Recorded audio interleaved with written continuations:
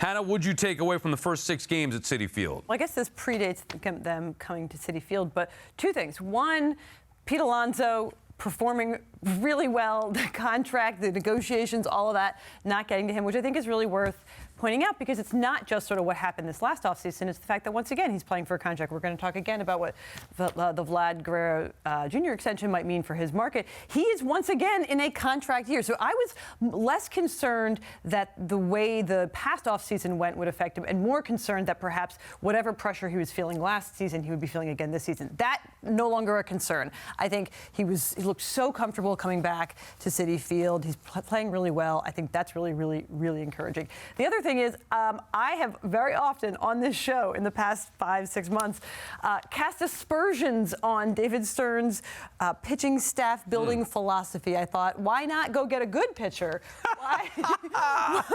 A proven good pitcher, an ace perhaps even, but not to downplay Clay Holmes. But this is working. This bargain shopping, value shopping, pitching staff is performing incredibly well, even after today. So even after today, the Mets have a Major League best 2.1 ERA. That's starters and bullpen.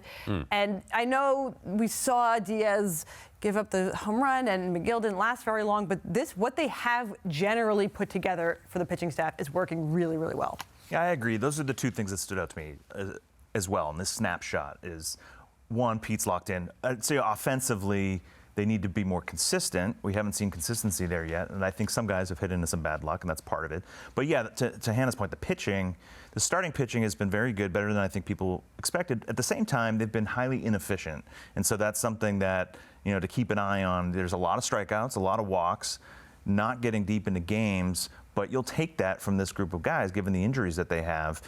You don't need them necessarily going a third time through the lineup. So this is a good start for them. Obviously, it's also the colder months of the season, so that tends to help pitchers. They're at home, which tends to help pitchers. So those are all good things, but there's some other opportunities for improvement. Can that stuff hold up, though, having the pitchers go 4+ innings on occasion with the bullpen? I mean, it's the first 12 games of the year, so it's fine right now. Right. But to Hannah's point about those numbers, is that something that's sustainable if the Mets continue to go this way with the starters not giving them any real length? Well, I think any time in the early season, you don't expect your guys to go too deep anyway. But yeah, it's not sustainable. You can't keep doing that for over the long haul. And so the thing about baseball is that the stress that you put on your bullpen, even the stress, a lot of these guys are pitching and they're not giving up runs, these starters, but there's some stressful innings. There's some high pitch count innings, and that's not necessarily good for long-term performance or health. And maybe one of the larger concerns long-term is Edwin Diaz. Let's make the call to the bullpen and welcome in Britt Ghiroli. And Britt, I said on Monday's show I have trust issues with Edwin Diaz. I would have said it yesterday too, but there was no show. Do you have any concerns with Edwin Diaz? I do, guys, and it's not so much the performance today, because as Zach will attest, it's very weird when you put closers in non-closing situations. They often perform very terribly. I don't know if it's just mentally they're not as locked in or what. But to me, what's most concerning isn't necessarily the results, but it's the stuff. His fastball velocity, 94.8. That's the lowest that it's been all season.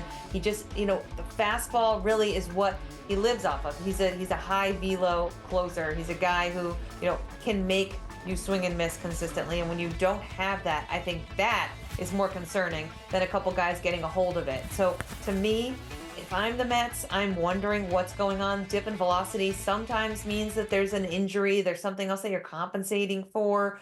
To me, there is concern because of that, not because of the way the Marlins kind of hit him around or the fact that he looked utterly lost in a game that wasn't a save situation that he was trying to keep there, but because of the stuff and where he's at, to me, is the most concerning.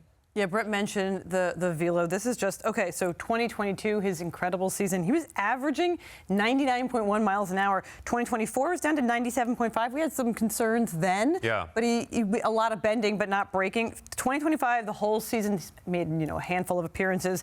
96.9 miles an hour. And then, like Britt said, today, 94.8. Yeah. So that's concerning. The trend is concerning, certainly when we're trying to talk about will he ever kind of regain that shutdown down, sure thing self, but then today stands out even in comparison to the performances he's had so far this year. And even when he's on, meaning he gets the job done, he's all over the place. He's hitting guys. He can't field his position. And then today he gives you one of these, the Hansel Robles. There's a ball that's tattooed into right field. Oh, no, it's a pop-up. That, to me, shows you that Diaz right now, I think, between the ears needs to be cleaned up as well as the velocity.